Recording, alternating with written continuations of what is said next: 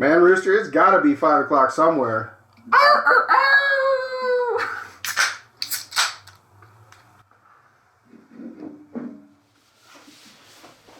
Nice. Starting without me. I see how it is. Hold on. Hold on. Hold the phone. Hold the phone. Hold the phone. Yeah, we're back. The phone is on hold. I know, well, it is now. No, it's not. Hello, welcome to the Rooster and Bishop Show. You know. This is that show. We're back. We got the refills. We're going to kind of wrap up a little bit here and kind of dive back into the BUSD crops farmer a little bit. Yep. Again, we will have the link in the description. A brief overview. I mean, the biggest thing in crypto right now is that there's a need for it. There's a definite need. For what, you mean like a decentralized currency in general, or? Well, not decentralized.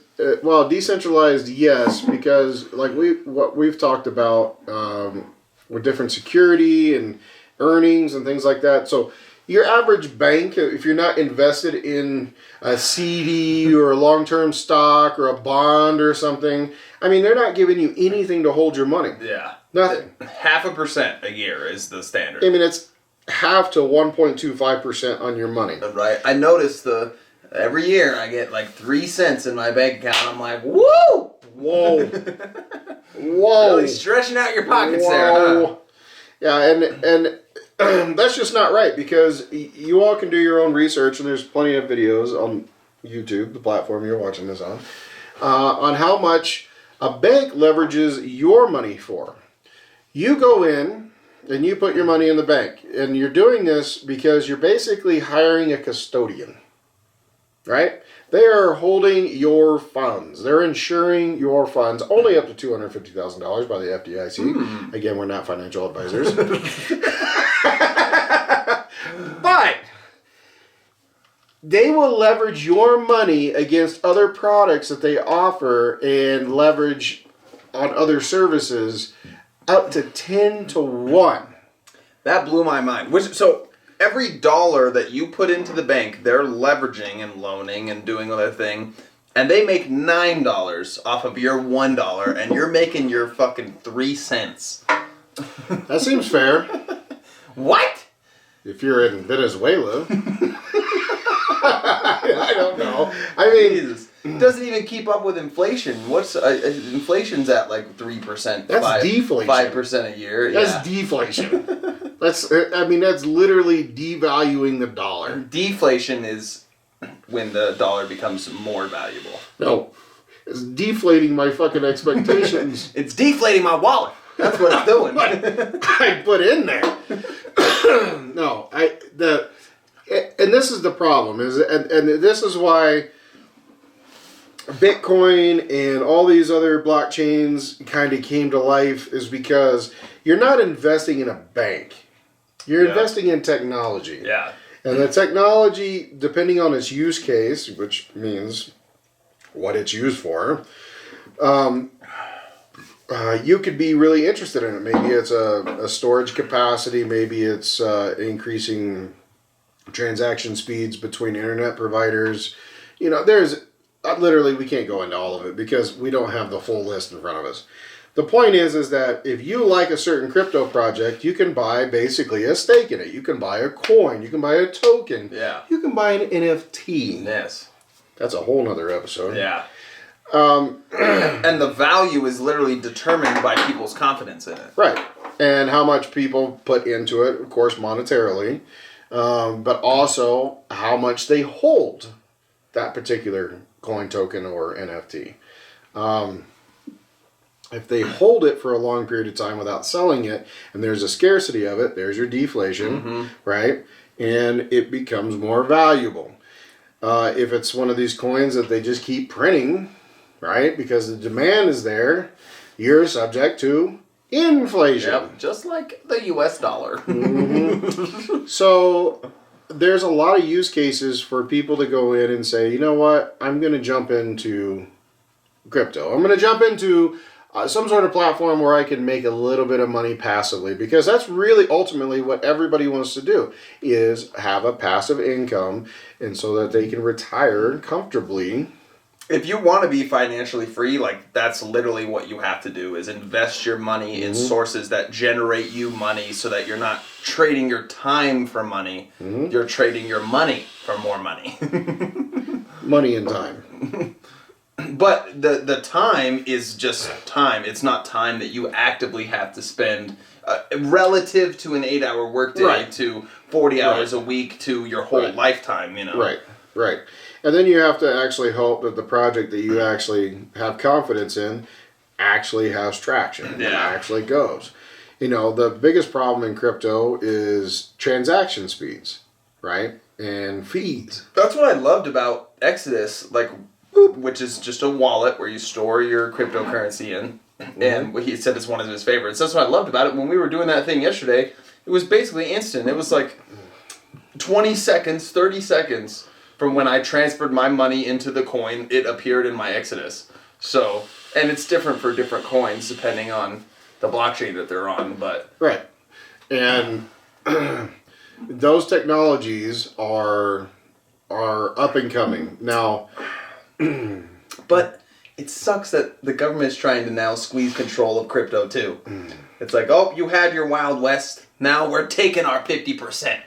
Yeah, to a certain degree, because I agree with having some sort of regulation. Yeah. But I also don't agree with another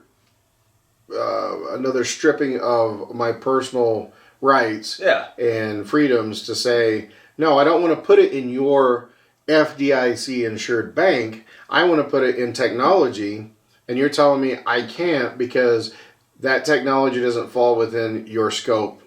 Privy. Yeah, right. It's like, says who? Right. Because last I checked, there's about 12 different types of mac and cheese you can buy. Dozens of different types of milk. Bread. Don't get me started. Have you gone down a cereal aisle? I mean, if that was the case, why isn't everything basically unified? And I hate to say it, but that's basically... communism. Yeah. Communism. Because if they can figure it out for you, then everything's supposed to be great, right? Exactly. Wrong. All you have to do is give the government all control. Supreme control. They'll make sure the communities are looking right. I don't think so. I do not think so. It's already failed. Many times, people. There's no utopia. You have to make the utopia. But this particular program has these fail-safes in it to keep whales out. And somebody that's going to come in and try and wreck the contract. That's what I thought was cool, was the $10,000 maximum input. That was the maximum amount that you could deposit into it. But here's the kicker: is like that's per transaction. So you could just do it over and over. You could do it over and over again, right? Okay. And we need to touch on there's a function in there, and you can go through and watch a couple different videos with this particular program. But you have to approve the contract to a certain limit, okay? Yeah. Now, the certain limit means that, how many BUSD will you pre-approve, right? Yeah, you set a restriction on how much money you can deposit, and therefore how much money can be taken out. Mm-hmm. So, if a hacker broke into the BUSD crop farmer and therefore got access to your wallet that's connected to everybody else's wallet, whatever limit you set as the maximum amount is the absolute maximum that anyone could pull out of your amount, which is a pretty cool safeguard. It really is. But a lot of people didn't understand when this thing first launched on how that really worked. And so people that had bigger brains had to sit there and go, well, you're pre-authorizing that if for some reason the contract pulled it back, how much you would allow it to pull back. Exactly. Right? Now that just tells me that there's something in this program. This is the only really weak point in this program that I really am kind of leery about, is that there's somewhere along the lines here that somebody could eventually have access. Yeah. Beer. Sorry. Beer.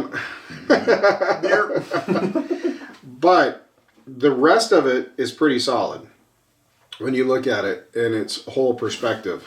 Now, this one is just a clone of the Polygon Matic that we originally were going to go in for. But we also realized that on the user side of things, you really have to jump through a lot of hoops. And for us to sit there and try and tell everybody that, oh, it's great, it's easy to get into, it really and try to walk you through that whole process was way too complicated. Yeah, it really wasn't beneficial for anybody.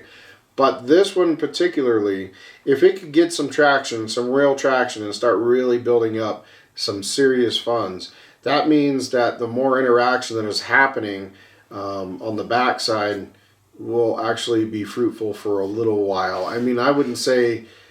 I mean, I would love to say it would go a year, but those numbers are just astronomical. Yeah. For example, if the money we invested stayed in there for a full year, we would make over $1 billion.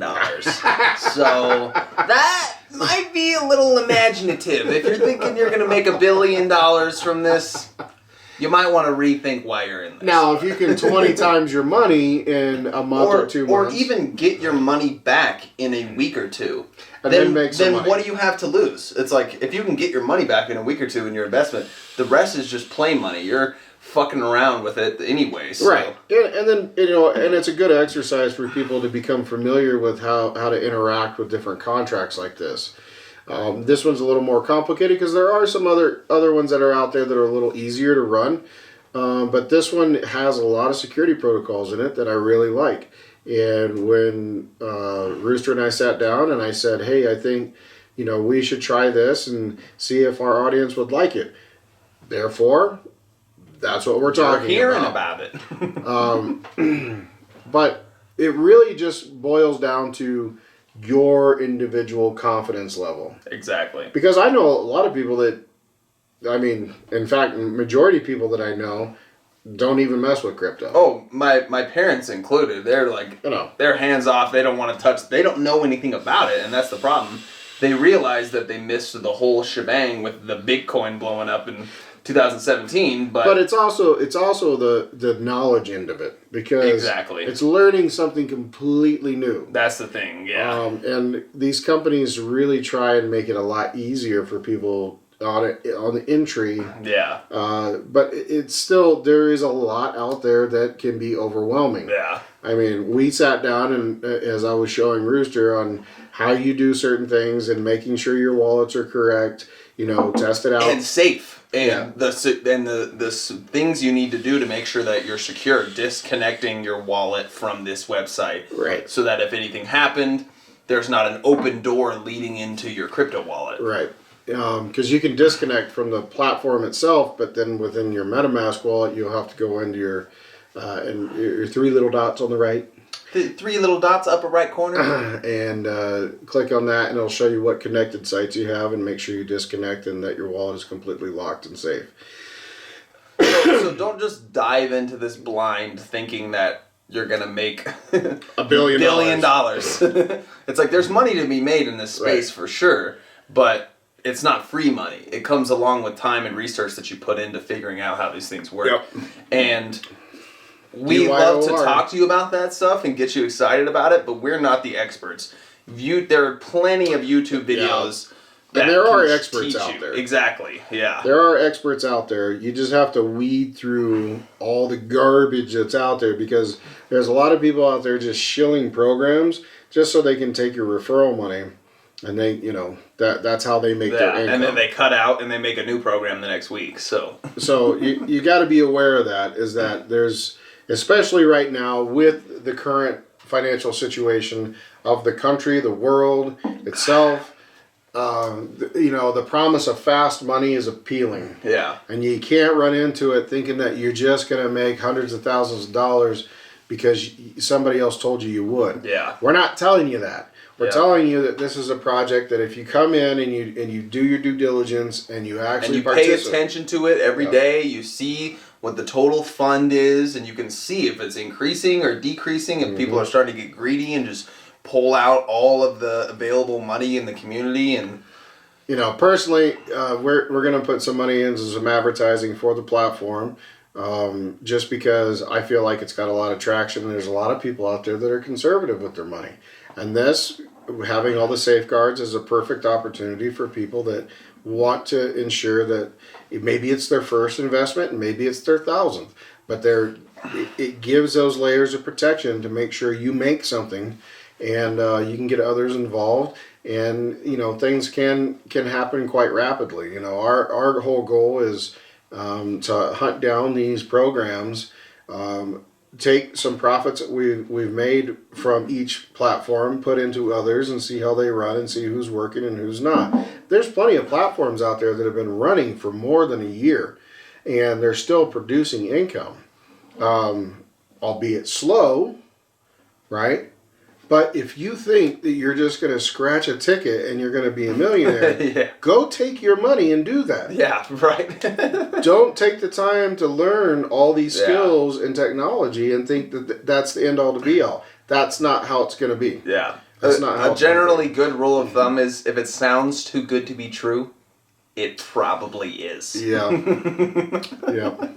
Yeah. But you just walk in, grab a bag of cash, walk back out.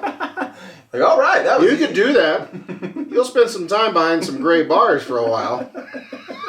But that's kind of our whole reason for doing this, is to bring it to you guys and make it seem much more approachable and not such a scary, different concept that you can't wrap your head around. A normal person can put in the time to learn about these things and figure them out and get in while it's hot and make some money. So, well, not only that, but the eventuality of all country economies actually moving to a digital currency. Exactly. It's going to happen. It's happening. Exactly. It's happening every day, whether you want to acknowledge it or not.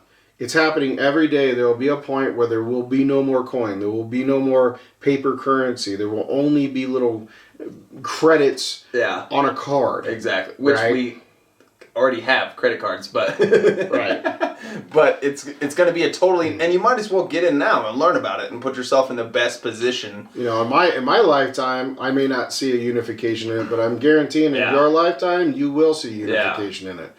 And especially the younger generation. If you don't do it for yourself, do it for your kids. Yeah. Do it for your grandkids, so you learn, so that you can actually pass that knowledge on and make it easier. And I'm sure as the years go on, it'll integrate and it'll be seamless. But right now is the time to make money. If you lay the money out in the right places, then your children and grandchildren could be doing much better off. Mm-hmm. Beer. But I'm out. Yep. Almost. Well, I'm out. I saved my last sip for our goodbyes. So unless the next round's on you guys, we gotta go. Cheers. That does it for today's video, guys. Thanks for watching. Be sure to leave a like and subscribe to, that show.